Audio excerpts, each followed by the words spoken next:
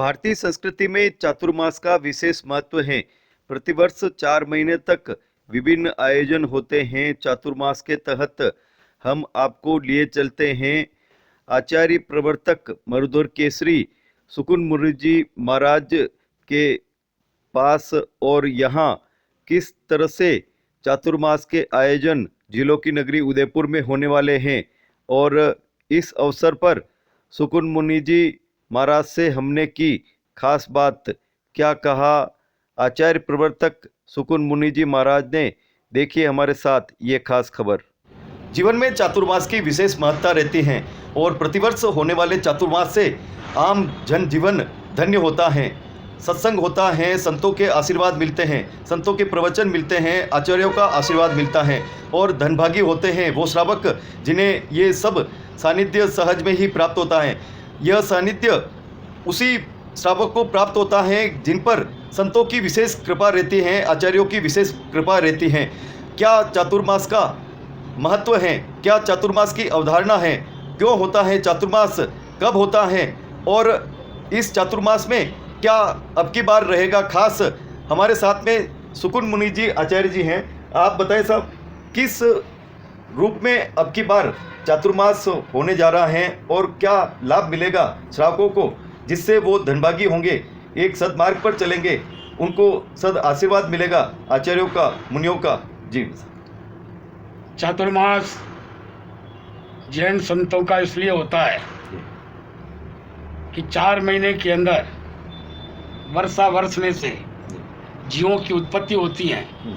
उन जीवों को अभयदान देने के लिए ये चातुर्मास किया जाता है। किसी जीवों को अजा नहीं पहुँचे, तकलीफ नहीं पहुँचे, ये तो चातुर्मास करने का कारण है। अब रहा इस चातुर्मास के अंदर श्रावक श्राविका को धर्म आराधना कराना, तपस्या कराना, जीवन को आगे बढ़ाना, तप और संयम के मार्ग का स्वरूप बताना, आत्मदर्शन का चिंतन करना, ये सारी चीज़ें 4 ही महीनों के अंदर है।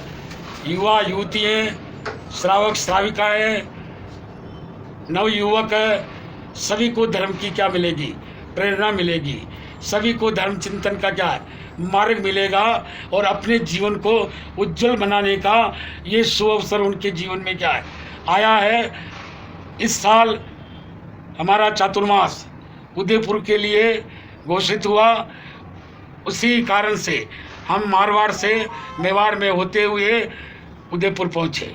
उदयपुर के अंदर सबसे पहले मांगीलाल जी लूणावत, जिनकी फैक्ट्री उनमें ठहरे हम, और वहाँ से सीधा हम देवेंद्र धाम पहुँचे। देवेंद्र धाम से घूमते हुए सेक्टर 4, सेक्टर 5, सेक्टर 3 होते हुए आज यहाँ अरावली जो फैक्ट्री है मांगीलाल जी लूणावत की, वहाँ गए, वहाँ से कल्पतरू में आए। यहाँ उदयपुर की भक्ति सभी जगह सराहनीय रही। सभी के मन में उत्साह है कि इन चतुर्मास के अंदर हम दान से, पुण्य से, सुकृत से, अन्न से, धन से खूब लाभ लेंगे और खूब गुरु महाराज की क्या करेंगे, सेवा करेंगे। तब जब भी करेंगे और तब का बैठना भी हम क्या है देंगे। ये जीवन को सार तत्व निकालने का अवसर है और इसमें मांगीलाल जी लूणावत वो अग्रसर बने हुए हैं सभी तरह से।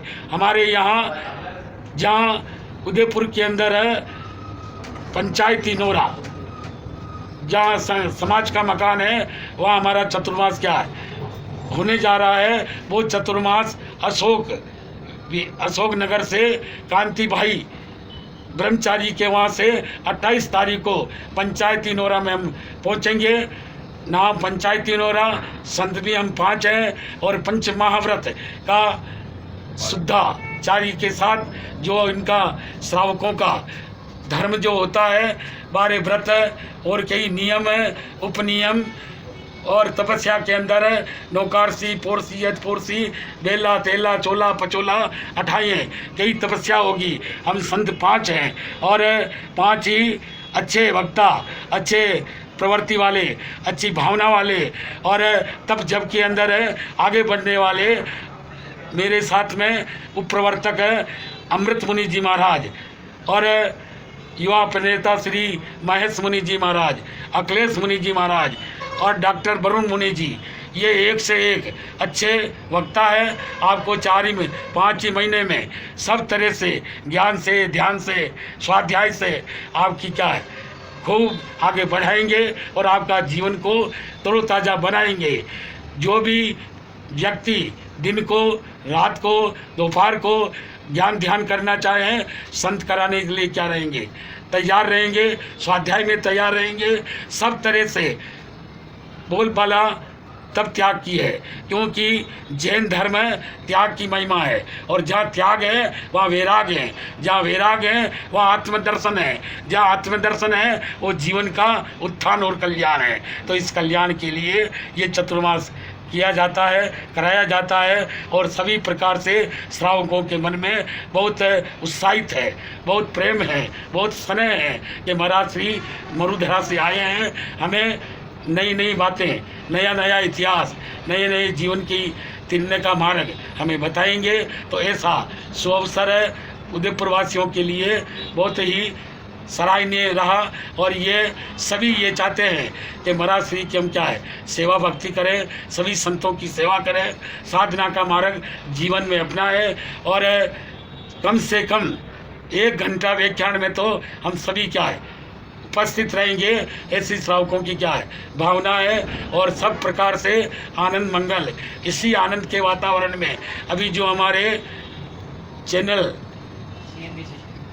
के जो संयोजक उन्होंने पूछा कि जीवन के लिए सार तत्व क्या है, सार है तप, जप, आराधना, उपासना, साधना और मौनस्थ।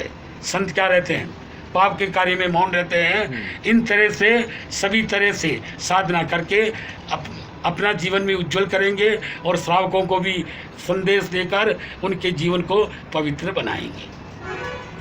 श्रावक का जीवन है पश्चिम के देशों में जो जिस रूप में अंधानुकरण हो रहा है, आज पूरा युवा पीढ़ी चाहे महिला हो, पुरुष हो, युवा हो, पूरा फिल्मों की तरफ जा रहे हैं, फिल्मों से कुछ ग्रहण कर रहे हैं। जो मुनि संतों के आचार्यों के समीप जाते थे, अब उनका मन विकेंद्रीकरण वाला हो गया है। एक रूप में जो जाते थे वो उसमें कई विघ्न आ रहे हैं। ऐसे में श्रावकों को क्या आप संदेश देना चाहेंगे और विशेष करके युवा पीढ़ी को कि युवा पीढ़ी किस तरह से अपने धर्म के लिए कार्य करे जिससे ये धर्म बचा रह सके? हाँ, आज पाश्चात्य लोग के देखा देखी, विदेशों के देखा देखी कई तरह का जीवन में विकार आ चुका है। उस विकार को मिटाने का एक ही लक्ष्य है कि युवा पीढ़ी धर्म में जुड़े और हर कार्य में, समाज के कार्य में, देश के कार्य में और धर्म चिंतन के कार्य में, गुरु सेवा में आकर बैठें, उनकी वाणी सुने, उनके वचनों को जीवन में उतारें, तो जीवन का क्या हो जाएगा, परिवर्तन हो जाएगा। नहीं तो आज खान पान, रहन सहन ये हमारे देश के प्रतिकूल चल रहा है। इन प्रतिकूलता को मेटने के लिए एक ही है कि ऐसे त्यागी पुरुषों के, संत पुरुषों के और ऐसे विवेकी श्रावकों के साथ रहकर चिंतन करके और युवा मंडल निरंतर संतों की सेवा में उनकी वाणी सुने और उनका उपदेश सुने और संघ समाज को एकीकृत करें और ऐसे ऐसे कार्य करें कि जो कार्य के द्वारा आज हम पिछड़ रहे हैं वो आगे बढ़ते जाएं। और हमें उसके लिए दैनिक कार्यक्रम बनाना है कि प्रातः होते ही संतों के पास आना, प्रवचन में आना, दिन को आना, शाम को चर्चा करनी और जो शंकाएं हैं उनका क्या करना, समाधान करना। क्योंकि हमारे यहाँ आर्य देश है, आर्य चलन है और आर्य खान पान है। इनमें रहकर अगर कोई प्राणी सही रहता है तो उनका जीवन महान बनता है और कोई रोग शोक क्या है नहीं आते हैं। जितना पाश्चात्य खान पान रहेगा इतनी बीमारी क्या है लगेगी। अगर बीमारी से दूर रहना है, निरोग्यता चाहते हो, स्वस्थ रहना चाहते हो, समाज में आगे बढ़ना चाहते हो, तो इन समय का आप लाभ लेकर संतों के मार्गदर्शन पर आप चलेंगे तो सब प्रकार से आपकी विघ्न बाधाएं क्या हो जाएगी, दूर हो जाएगी और आपका जीवन स्वच्छ बन जाएगा। भूमिका एक परिवार में ऐसी रहती है कि जो परिवार चाहे कितना भी संकट में हो, महिलाएं उसे उबार के और एक सन्मार्ग पे लाती हैं। लेकिन वर्तमान समय में कई रूपों में महिलाओं में विकार आया है और परिवार इससे प्रभावित हो रहे हैं या टूट रहे हैं। क्या महिलाओं को विशेष रूप से संदेश आप देना चाहेंगे? हाँ, महिलाओं के लिए जो अभी विकार पैदा हो गया है, वो महिला पूर्व की महिलाओं को देखें, अपने सासुओं को देखें, अपने माताओं को देखें कि उनकी सारा क्रियाकलाप उनके कहे अनुसार करते थे, उनकी आज्ञा का पालन करते थे, विनय व्रती थी, बिना सासू के कहे बाहर नहीं जाती थी। आज ये सारा विकार इसलिए पैदा हुआ है कि बड़ों का अनुशासन क्या हो रहा है, भंग हो रहा है, ख़त्म हो रहा है। जब चाहे जब घर से बाहर क्या है निकल जाती है और ऐसी संगत में बैठकर अपने जीवन को क्या है हरास कर रही है। उनसे दूर रहकर सामायिक पोषद महिला मंडल में बैठना और महिलाओं के साथ सद्विचार, सद्व्यवहार, शीलता और सादगीमय कपड़े, शादी में रहन सहन रहेगा तो महिलाओं का जीवन क्या हो जाएगा, धन्य हो जाएगा। नहीं तो अभी कपड़े लत्ते ऐसे पहनते हैं कि बड़ी शर्म की बात है कि इस पूरा अंग क्या दिखता है, ऐसा नहीं। हमारा जो आर्य देश है और यहाँ सारे कार्य धर्मपत्नी माताएं, आपने सुना है सती सीता कितना कष्ट पड़ा पर वो व्रत पर क्या रही, अडिग रही। एक नहीं, द्रौपदी के अंदर कितना संकट आया फिर वो भी डिगी नहीं। मीरा को जहर का प्याला पा दिया पर वो धर्म से क्या है हटी नहीं। और ऐसे अनेक हमारे 16 सत्य हुई है, जिन सत्यों का एक एक का नाम क्या गिना है। आप जानते हैं कि उन 16 सत्यों के अंदर ऐसी महान सत्य थी कि जो धर्म के प्रति आस्थावान थी और सबको धर्म में लगाया। और सासुओं का प्रति क्या हमारा फर्ज होता है, पहले ये नियम था कि महिला अपनी सासों का पैर दबाना, पति का पैर दबाना और सत्य पथ पर क्या है चलना, कोई भी खान पान में विकार नहीं आने देना। इन तरह का अगर रहन सहन बदल जाएगा और हमें पूर्ण विश्वास है कि ये धर्म के द्वारा ही सन्मार्ग इनको क्या है मिलेगा, स्वच्छ मार्ग मिलेगा।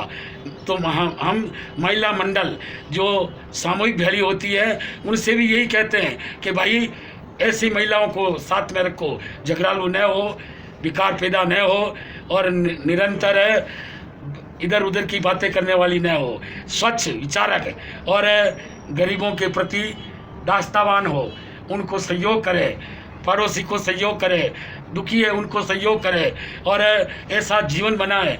दुनिया याद करे, आज पुरानी सेठानियों को क्या है याद करते हैं कि फलाना सेठानी जी एड़ा, फलाना सेठानी जी एड़ा।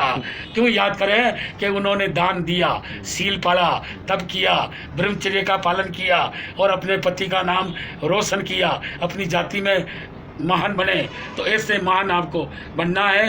एक नहीं अनेक उदाहरण है। दमयंती जैसी सती जिन्होंने अपने जीवन को महान बनाया।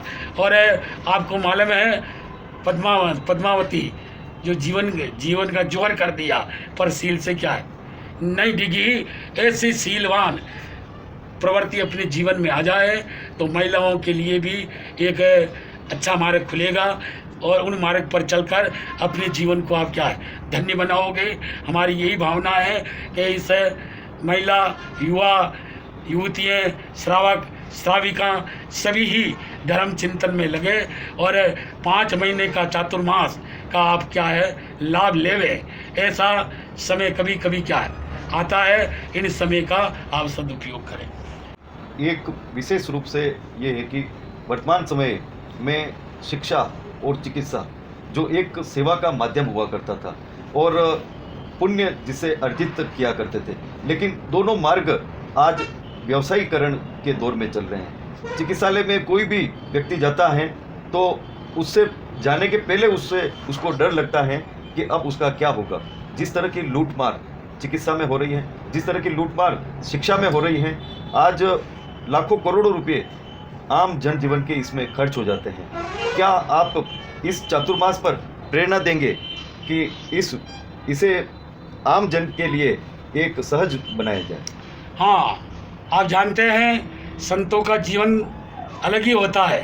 हमारे श्रद्धेय पूज्य प्रवर्तक मोरधर के श्री मिश्रीमल जी महाराज, जिन्होंने अनेक छापाखाने खुलाए, अनेक विद्यालय खुलाई, अनेक छात्रावास खुलाए, निःशुल्क उनको पढ़ाया, निःशुल्क उनकी क्या है चिकित्सा हुई, निःशुल्क काम हुए। पर अभी वर्तमान में जो ये लुटाकोसी मची हुई है, चाहे स्कूल हो, चाहे छात्रावास हो, चाहे छापाखाना हो, बेचारे गरीब जाते हैं, गरीब मिला न गुड़ मिला, यानी पहले पैसे मांगते हैं, फिर क्या करते हैं। जबकि हमारे प्रधानमंत्री, प्रशासन सभी कहते हैं कि गरीबों की क्या करनी, सेवा करनी, निःशुल्क दवाएं देनी, निःशुल्क अध्ययन कराना, पर उनकी कोई सुनने वाला क्या है। वो छाने के छाने बेचारे गरीबों का क्या हो रहा है, हरास हो रहा है। तो मैं कह रहा हूँ कि अगर आप अपने जीवन में और कुछ नहीं कर सकते तो इतना तो कर सकते हो कि जब आपको गवर्नमेंट तनख्वाह देती है, गवर्नमेंट सारा काम करती है, आप अगर गरीबों की निःशुल्क सेवा करोगे, याद रखो तुम्हारे बच्चे अच्छे होंगे, तो अध्ययन करेंगे, तुम्हारा घर दिपाएंगे। अगर तुमने उनको लूटा कसौटी की तो तुम्हारे बच्चे पांगले होंगे, तुम्हारे बच्चे अंधे होंगे और तुम्हारी हालत क्या होगी, खराब होगी। तो मैं कहता हूँ कि ऐसा लूटा कसौटी नहीं, और हर प्राणी के स्वास्थ्य लाभ के लिए जो आता है उनको स्वास्थ्य लाभ होना अच्छी बात होनी, और गरीब है तो उनको मुफ्त दवाइयाँ भी क्या दी जानी चाहिए। अब रहा शिक्षा क्षेत्र के अंदर, जहाँ सरकारी स्कूलें हैं, अच्छी पढ़ाई हो रही है, वहाँ बच्चे को नहीं भेजते हो, और जहाँ लूटा कसौटी चल रही है क्योंकि इस बात की कि अगर माने स्कूल में नहीं भेजिया तो थान लड़का ने पास नहीं करा। ये विद्यादान नहीं है, ये विद्या के लिए जहर उगल रहे हो। अगर विद्यादान देना है तो आप बच्चे को अपने बच्चे समान समझकर उनको लाड़ से प्यार से उनका अध्ययन कराओ, उनसे लो मत, क्योंकि उनके पास खाने को भी नहीं है और तुम उनके फीस लेते हो और मांगते हो कि महीना का हमें क्या दोगे। उनसे तुम्हारे जीवन का भी अच्छा नहीं है। हमने कई जगह देखा है जो ऐसा काम करते हैं, चाहे वो छापाखाना हो, चाहे वो स्कूल हो, वो व्यक्ति आखिरकार अंतगतवा दुख पाता है, सिरता है, उनकी परिस्थिति बदलती है। तो ऐसा मत करो। हमारा यही कहना है कि अभी जो हुआ सो हुआ, हुई उन्हें छोड़ दो, पर अब जीवन को मोड़ो और कोई भी मानव आपके पास में आवे उनकी चिकित्सा करो, उनकी सेवा करो। जो विद्यार्थी पढ़ना चाहे उन्हें अध्ययन कराओ, उनका जीवन का निर्माण करो। क्या पता भविष्य में वो आगे जाके कहाँ बढ़ेगा, कितना आगे जाएगा। जिनको आप नहीं जानते थे वो राष्ट्रपति बन गए। अंबेडकर जो क्या है सारी कानून किताबों में और ये नियम बनाने में वो अग्रसर बन गए। ऐसे एक नहीं अनेक प्राणी हैं, आज नहीं कह सकते कि कल उनका क्या होने वाला है। तो ऐसा जानकर आप अपने जीवन को क्या सुधारो, जीवन को पवित्र बनाओ, तो आपका जीवन भी पवित्र बनेगा और संत महात्मा की वाणी सुनने का आपको सार मिलेगा। सार तत्व जीवन के लिए वही होता है कि हम सबकी सेवा करें, सबकी दवाइयाँ दिलाएं और विद्यादान देवें और हम आगे बढ़े।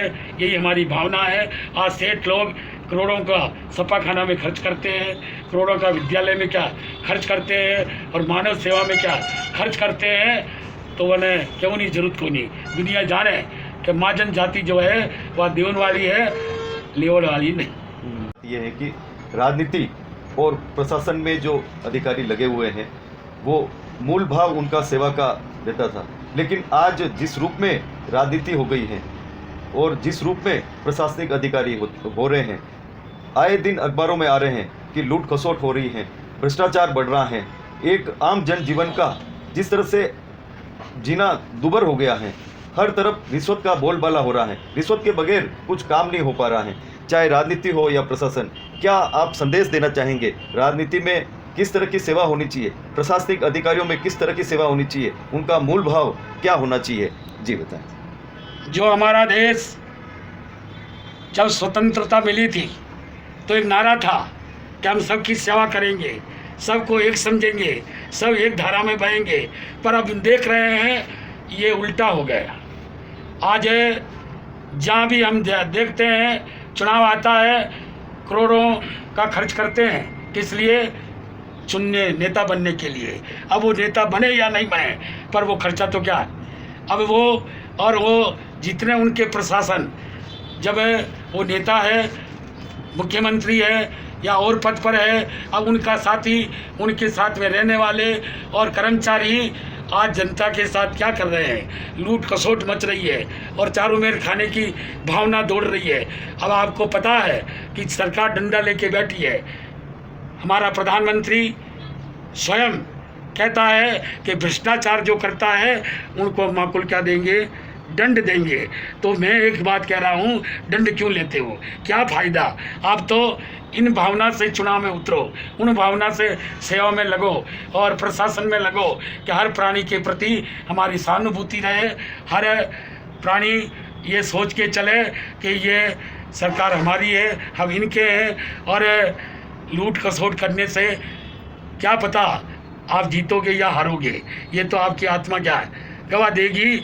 अगर आप भलाई करोगे तो दुनिया आपको चाहेगी, अगर आप लूट खसोट करोगे तो दुनिया आपको हटा देगी, ये तो आप जानते हो। पर मैं आपसे कहता हूँ कि इनसे दूर रहकर इस देश को सदाचार में डालो, अच्छी भावना में डालो और ये कुविशन से दूर रहो। एक चुनाव का मोल लेकर हजारों लाखों करोड़ों का दारू पी जाते हो और दुनिया को पिला देते हो और करोड़ों खर्च कर देते हो, किस लिए? कि माने कहीं बनना है, आगे नेता बनना है। वो नेता नहीं बनीजे, आप इनसे दूर रहो। और जितने प्रशासन अधिकारी लोग हैं ये समझ के चले कि हम जैसे दूसरे हैं, आज उनके पास से हम लूट रहे हैं और कल उनके पास ये हाथ फैलाने जाएंगे। कैसा माने वोट दीजो, अब वे जाने कि तने वोट देवा को वोट देवा, वो सोच लो। अब जीवन रे महीने कोई कुप्रवृत्ति मत रखो। हमारा ये प्रशासनिक राज अधिकारी और ये हमारा राज का कार्यकलाप ऐसा स्वच्छ बने, आज हमारा स्वच्छ भारत बने और ऐसा स्वच्छ भारत बने कि देश विदेश, चाहे अमेरिका हो, चाहे रूस हो, चाहे जापान हो, चाहे चीन हो, चाहे और मुल्क हो, सब देखे वारे वाह भारत कहाँ चला गया।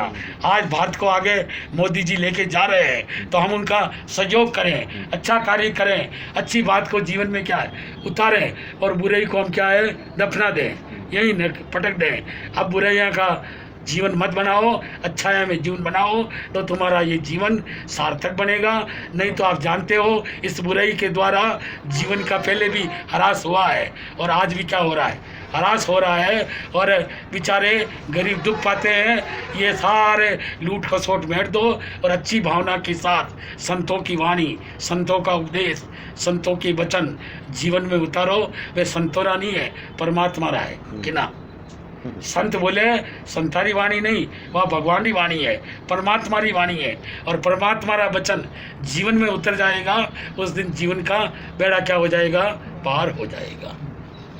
संतों की वाणी को, आचार्यों की वाणी को जीवन में उतारना है। हर वर्ग के लिए, हर जन के लिए आप अच्छा कार्य करें जिससे ये देश विश्व गुरु बन सके। विश्व गुरु की भूमिका हमारे देश की मानी जाती है। प्रधानमंत्री नरेंद्र मोदी भी वसुधैव कुटुंबकम की भावनाओं को लेकर पूरे विश्व में कार्य कर रहे हैं और सभी देश इस कार्य में, इस पुनीत कार्य में उनका सहयोग कर रहे हैं। आतंकवाद की भावना खत्म हो रही है, भ्रष्टाचार की भावना खत्म हो रही है और एक समरसता का वातावरण बन रहा है। हाँ, आप आज ही संकल्प लें कि आप भी इस पुनीत कार्य में अपने से जो भी बन पड़े सहयोग वो करें, जिससे ये आचार्य प्रवर्तक की जो भावना है, ये संत मुनिगणों की भावना है, वो भावना सकारात्मक रूप से साकार हो सके। चातुर्मास हमारे लिए 4 मास के ही लिए नहीं, 12 मासों के लिए हो और ये क्रम आजीवन चलता रहे। यही हम संकल्प लें, यही हम विजय श्री के लिए, भारत के लिए, विश्व गुरु के लिए हम कार्य कर सके।